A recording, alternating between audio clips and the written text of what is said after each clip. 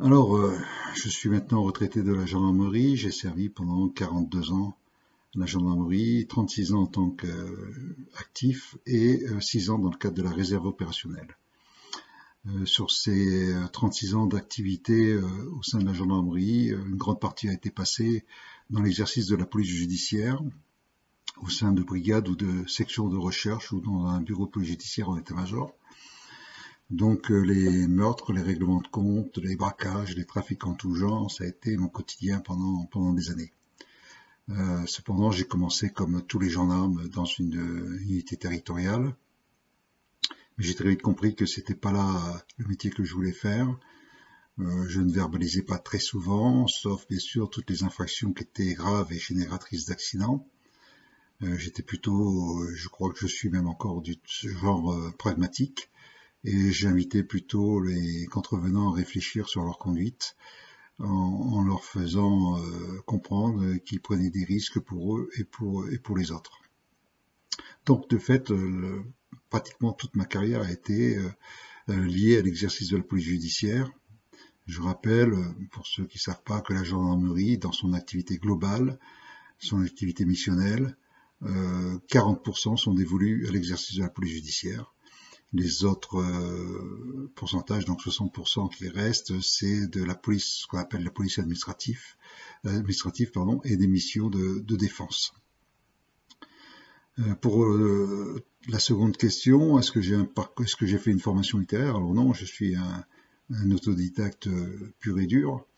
D'ailleurs, j'ai commencé ma carrière militaire à l'âge de 17 ans en m'engageant dans la marine nationale.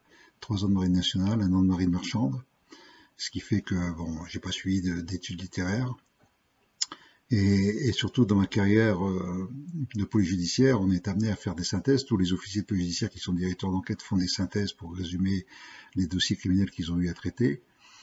Et puis surtout en état-major, lorsque j'ai servi pendant une dizaine d'années en état-major sur Marseille, je faisais des synthèses d'affaires criminelles parfois complexes, pour qui avait à en connaître. Alors c'était une synthèse, c'était une page et demie, mais pas plus. Ce qui fait que lorsque j'ai pris ma retraite et j'ai voulu commencer à écrire, je suis passé à une affaire criminelle que je résumais avant en une page et demie. Ça se traduit maintenant en 300 pages d'écriture.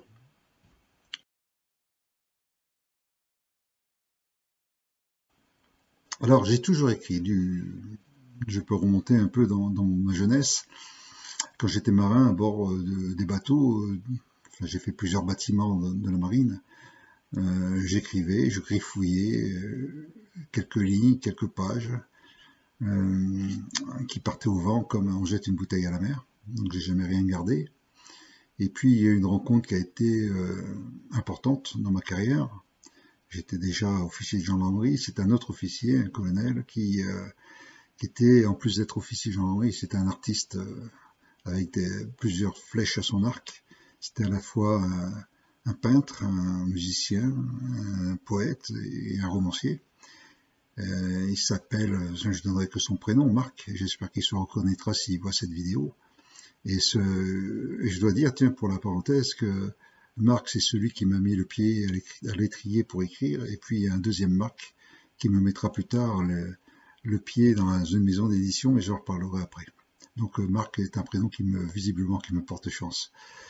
Donc ce Marc, un jour, a découvert par hasard sur mon bureau deux textes que j'avais faits, comme ça, au coin d'une table, lors d'un déjeuner. Il a trouvé ça très bien, il m'a demandé de continuer dans l'écriture. Et j'ai écrit des poèmes qui étaient sur le thème de l'amour, qu'il m'a lui-même d'ailleurs publié. Ça s'appelle le Grand Voyage. Et des poèmes, je suis passé ensuite à des nouvelles fantastiques de quelques pages, et puis maintenant à des romans de plus de 300 pages. Voilà, petit à petit, l'oiseau fait son nid.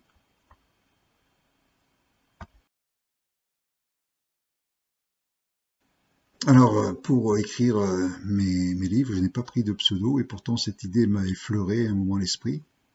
Et le pseudo que j'avais choisi à ce moment-là, c'était Nomos, N-O-M-O-S, qui est l'envers de saumon, S-O-M-O-N.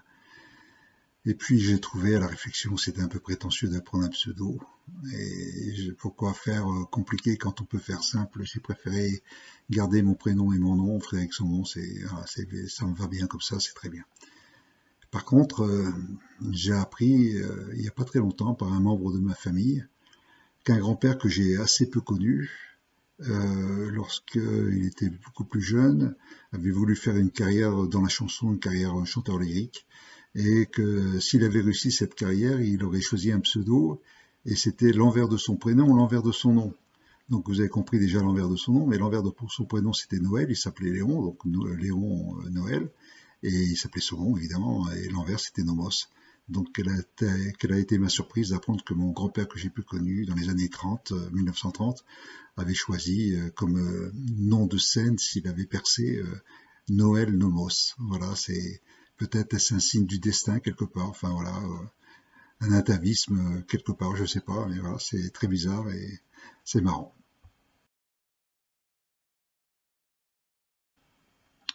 Alors le roman qui est sorti en mars 2021, Quand la Dombe tue, je vais vous refaire voir la couverture. Vous voyez aussi le visage de cet enfant au milieu des roseaux d'un étang de la Dombe. Édition M+ édition, très belle maison d'édition.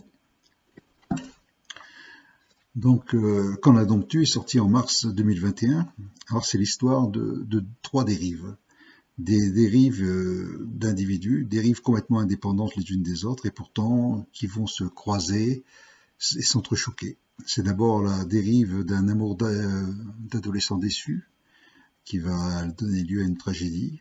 C'est suivi d'une dérive de deux petits caïds de cité qui vivent en marge de la société et qui vont s'enfermer, s'engouffrer dans une spirale particulièrement meurtrière.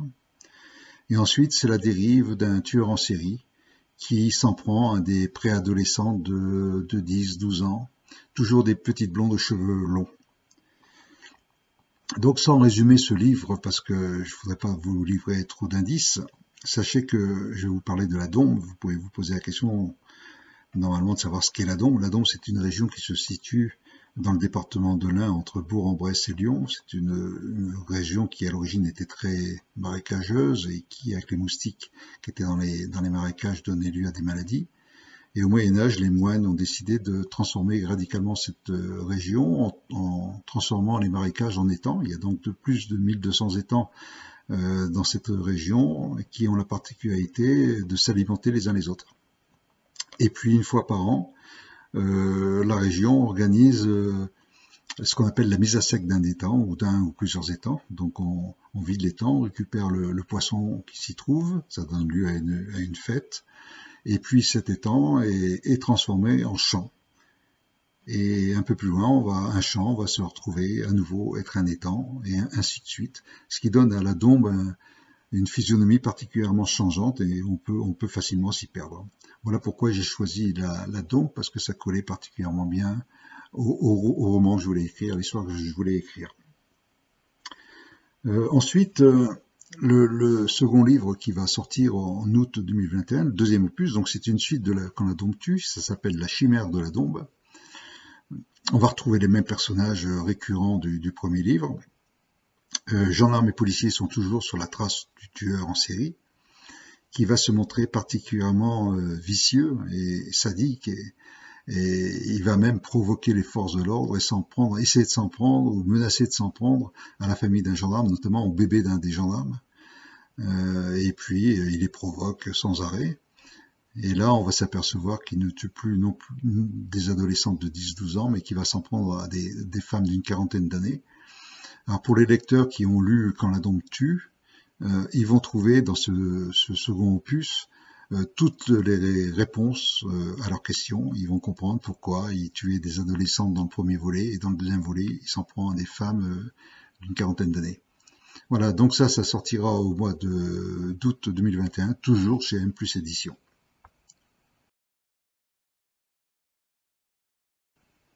Comment répondre à cette question? Difficile de dire comment l'inspiration vient. Pour moi, j'ai l'impression que ça vient un matin en me levant. Pouf, il y a une idée qui surgit comme ça sans que j'y pense réellement. Mais Quand la Dombe tue, on parle bien sûr d'enlèvement et de meurtre d'enfants, d'adolescents, deux. Et peut-être que cette idée est venue, ça a germé tout doucement dans mon esprit. C'est suite à ma carrière. Toute ma carrière, j'ai eu sous les yeux, que ce soit dans un commissariat ou dans un bureau de gendarmerie, les affiches des enfants disparus. Et je l'ai juste tout le temps sous les yeux, donc forcément c'est rentré dans mon esprit, puis ça a germé, puis un jour j'ai décidé d'écrire là-dessus.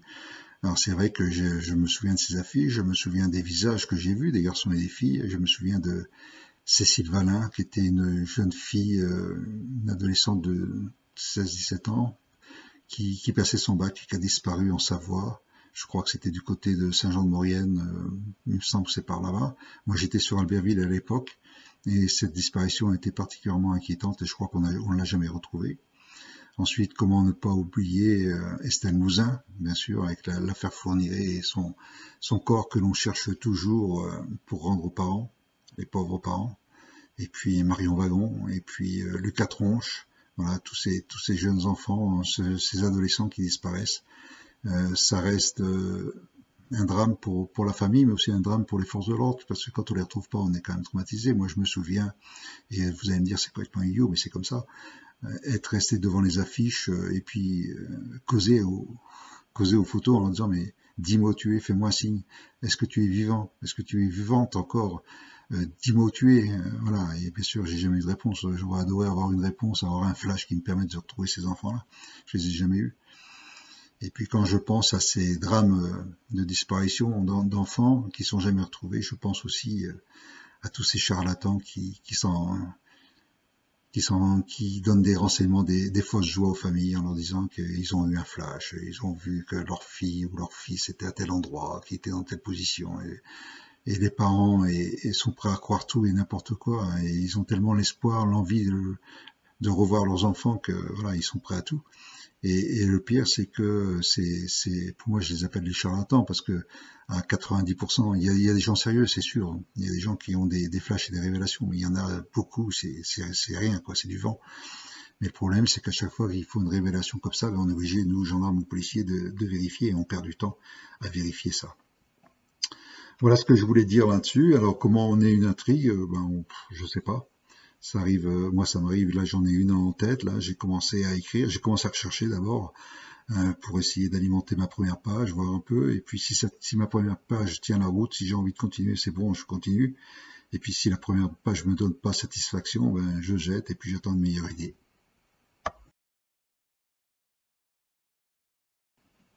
Alors j'ai choisi Plus Édition pour une raison bien précise. D'abord, c'est pas moi qui les ai choisis, c'est eux qui m'ont choisi. Mais ça, je vais revenir dessus. Ce que je veux dire en préambule à cette réponse de question, ça va être un peu difficile certainement pour certains de l'entendre. Comme beaucoup d'auteurs, de jeunes auteurs, de plus vieux auteurs, comme beaucoup d'écrivains, j'ai adressé mon tapuscrit. Alors un manuscrit c'est écrit à la main, un tapuscrit c'est écrit à la machine ou à l'ordinateur. Donc moi c'était écrit à l'ordinateur, donc c'est un tapuscrit. J'ai imprimé donc mes 100 et quelques pages, 120, 130 pages, en format A4 que j'ai envoyé en recommandé avec des timbres et aussi une enveloppe en recommandé pour le retour, donc ça coûte très cher. J'ai envoyé ça à quelques maisons d'édition, des grandes maisons d'édition, en pensant bêtement qu'ils allaient être intéressés par ce que j'avais écrit. Je dis bien pour penser bêtement parce que c'est vrai que un jeune romancier, premier auteur, j'ai pas forcément toutes les clés pour bien écrire. Je les ai peut-être pas encore d'ailleurs même maintenant. Mais je me suis dit que quand je vois des gens de la télé-réalité qui sortent un livre et que on les entend à la télévision, leur niveau, on se pose des questions. Comment ils ont pu écrire un livre? Alors bon, je me suis dit pourquoi pas moi, tout compte fait, hein, à la limite. Bon, toujours est-il que ça n'a pas marché. Donc j'ai envoyé peut-être une dizaine de tapuscrits à des grandes maisons d'édition, mais je l'ai fait en piégeant mes envois. C'est-à-dire que j'ai mis entre les pages de mon tapuscrit des petits confettis à certaines pages, à certains endroits de la page, et puis j'ai tout noté sur une feuille de papier et j'ai dit je vais attendre le retour. Alors j'ai attendu, et encore attendu, des jours, des semaines, des mois. Certains sont revenus, et certains ne sont pas revenus. Alors ceux qui sont revenus, bien sûr, je les ai ouverts avec beaucoup de minutie. J'ai pris ma feuille où j'avais noté tous mes petits renseignements, et puis j'ai ouvert les pages, et puis devinez, ils n'avaient jamais été ouverts. Ça, j'en ai la conviction. Les confettis étaient à la même place, entre les pages, là où je les avais mis. Donc, maintenant je comprends. Les maisons d'édition, les grandes maisons d'édition, ils reçoivent, je sais pas, peut-être 50 tapuscrits par semaine, enfin, ou peut-être plusieurs dizaines par jour, même peut-être.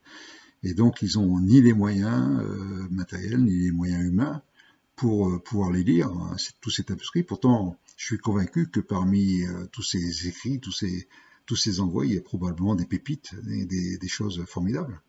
Mais bon, c'est comme ça, je comprends mieux les maisons d'édition, mais je leur en veux quand même un peu parce qu'il faudrait jouer le jeu, dire attendez, on peut pas écrire.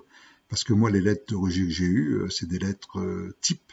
Ne correspond pas à la ligne éditoriale de notre maison alors qu'ils font du polar, c'est voilà, ou bien n'a pas convaincu le comité de lecture, ou voilà, donc c'est des lettres types qu'ils doivent envoyer à tous en fonction, et puis donc je leur en veux un petit peu pour ça, et parce que je pense qu'ils jouent pas vraiment le jeu. Voilà ce que je voulais te dire à coup de gueule. Alors pourquoi j'ai choisi, ah non, je reviens sur la question, pourquoi j'ai choisi M+ édition, a été déçu par la réponse des grandes maisons d'édition et surtout par leur façon de faire. Je me suis dit, je vais essayer de voir sur Lyon, parce que la Dôme étant dans la région lyonnaise, en Rhône-Alpes, peut-être qu'une maison de Lyon, une maison d'édition lyonnaise serait plus intéressée. Voilà, c'est chez elle, ils ont les lecteurs à côté, donc pourquoi pas. Donc j'ai pris Internet, j'ai choisi maison d'édition lyonnaise, je suis tombé sur M+ édition, j'ai envoyé le tapuscrit de façon numérique cette fois-ci, et sans y croire, sans croire à aucune réponse. Et puis voilà, ce qui arrive, et j'étais fou de joie, parce que non pas j'ai pas eu de réponse écrite, j'ai eu une réponse, un monsieur m'a téléphoné, en me disant je vous édite. Et là, franchement, je suis tombé sur le cul. Pardonnez la trivialité de mon propos, mais voilà, c'était formidable, et surtout ce monsieur que je connais maintenant. Et je sais la masse de travail auquel il fait face. Il en a par-dessus la tête, il en a, enfin du travail je parle, hein. Il a beaucoup de boulot, et qui prennent le temps de m'appeler avec autant d'humanité, autant de simplicité, qui se mettent à m'apporter, moi, petit écrivain néophyte, qui connaît rien à l'édition, qui connaît rien nulle part. J'ai trouvé ça formidable de sa part. C'était d'une grande humanité, quelqu'un de simple, quelqu'un d'humain, quelqu'un vraiment formidable. Franchement, le premier contact, j'ai adoré avec ce monsieur. Je ne le connaissais pas, j'ai vraiment adoré. Et donc, je me suis fait une promesse que je tiendrai, c'est-à-dire que si j'avais un jour une grande maison d'édition qui s'intéresse à moi, je refuserai le contrat. Je resterai à M+ édition, je resterai auprès de Marc Dutheil. Oui, c'est le deuxième Marc, celui qui me donne la chance d'être édité.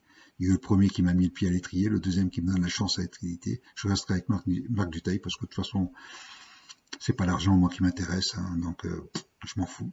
Le contact humain, c'est vachement important. Voilà, donc merci Marc, et j'espère qu'il m'écoutera.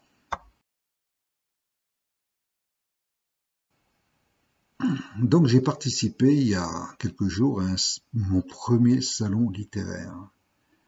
Ça s'appelait les Thermes Noirs, à Ancos-les-Thermes, dans les Pyrénées. C'était pour eux leur premier salon aussi. Et nous étions une vingtaine d'auteurs, 5 auteurs de M+ édition et d'autres auteurs d'autres maisons d'édition, mais tous spécialisés dans le polar. Et il y avait quand même des pointures, hein, il y avait des références, il y a des gens qui avaient eu des prix importants pour leur carrière. Et ben, je vais vous dire une chose, c'est que j'ai été frappé par la gentillesse de ces auteurs-là, leur sincérité. Ils étaient accessibles, pas d'ego surdimensionné, pas de grosse tête, le sourire en permanence, la disponibilité. Ils ont répondu aux questions que j'ai pu leur poser, mais avec une simplicité, une gentillesse formidable. Ça, donc un premier grand point pour ces auteurs-là, franchement bravo, ne changez surtout jamais, vous êtes formidables. Deuxième point que je voulais souligner, premier salon donc pour ces gens d'Ancos-les-Thermes. 2 organisateurs principaux, Céline Servat et Guillaume Coquery, 2 auteurs aussi, de chez M+ édition, je vous encourage à lire leurs livres, ils sont formidables. Ces gens-là se sont donnés à fond pour organiser un salon merveilleux. Et quand je dis merveilleux, on pourrait s'attendre à un premier salon à avoir quelques petites lacunes, des petites coquilles, des petits trous, des manques, enfin des petits soucis, mais c'est normal. Un premier salon, on essuie les plâtres et c'est pas évident. Donc après, au deuxième, on va corriger. Mais là, c'est pas le cas. Le premier salon, c'est un coup de maître, c'est une réussite totale.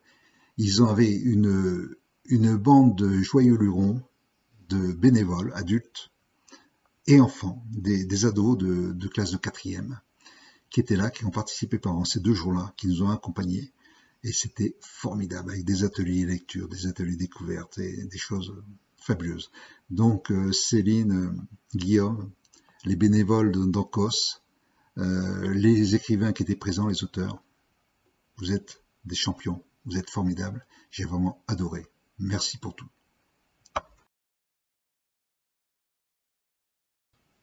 Un film, une série, ça serait effectivement merveilleux.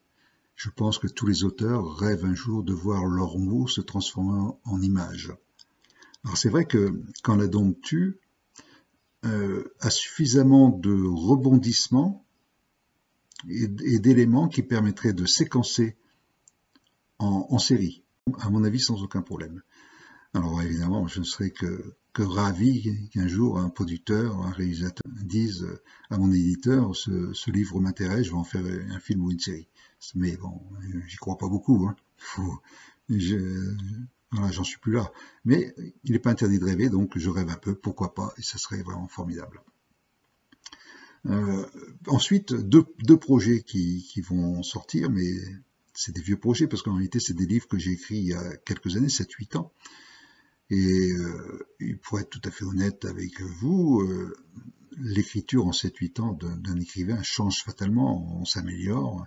Comme je vous ai dit, j'ai appris à réécrire à la retraite parce que j'écrivais des synthèses et il m'a fallu passer de 1 page à 300 pages. Donc ça se fait pas en un jour. Et j'ai réappris à écrire et je sais que mes écrits actuels sont meilleurs que ceux qui a 7 ans, d'ici 7 ans.